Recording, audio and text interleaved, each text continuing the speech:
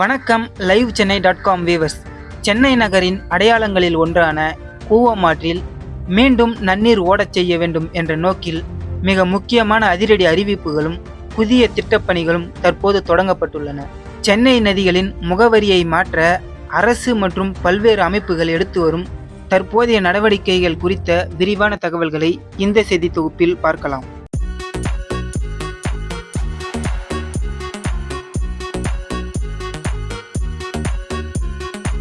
June 2026 முதல் வாரத்தில் நடத்திய ஆய்வுக் கூட்டத்தில் கூவம் மற்றும் அடையாறு ஆறுகள், பக்கிங்காம் கால்வாய் ஆகியவற்றை மீட்டெடுப்பதற்காக 5 ஆண்டுகள் காலக்கெடு விதித்துள்ளார்.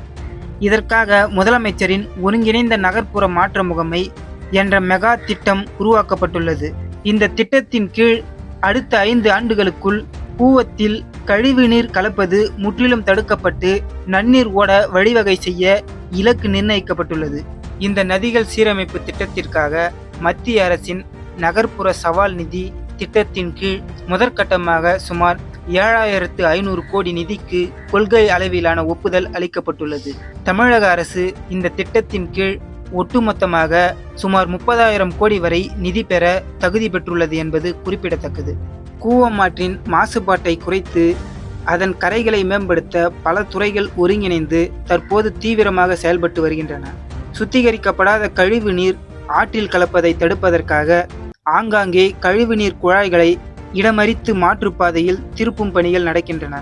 வீடுகள் மற்றும் வணிக நிறுவனங்களின் கழிவுநீர் நேரடியாக ஆற்றில் கலப்பதை தடுத்து ஆங்காங்கே மண்டல கழிவுநீர் சுத்திகரிப்பு நிலையங்கள் அமைப்பதற்காக திட்டமிடப்பட்டுள்ளது.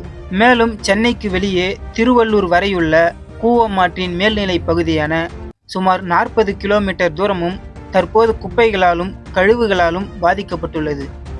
ஜூன் 2026 நிலவரப்படி நீர்வளத்துறை பருத்திப்பட்டு முதல் கன்னடபாளையம் தடுப்பணை வரையிலான சுமார் 3.8 கிலோமீட்டர் தூரத்தை ஒரு முன்னோடி திட்டமாக எடுத்து தூய்மைப்படுத்தும் பணிகள் தொடங்கியுள்ளது.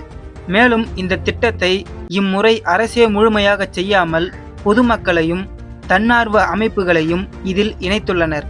உதாரணத்திற்கு எக்ஸ்னோரா இன்டர்நேஷனல் அமைப்பு கோயம்பேடு முதல் நெற்குன்றம் வரையிலான சுமார் 3 கிலோமீட்டர் தூரத்தை தத்தெடுத்து அங்குள்ள ஆகாய தாமரைகளை அகற்றி மரக்கன்றுகள் நட்டு நடைபாதைகள் அமைக்கும் பணிகளை மேற்கொள்ள முன்வந்துள்ளது.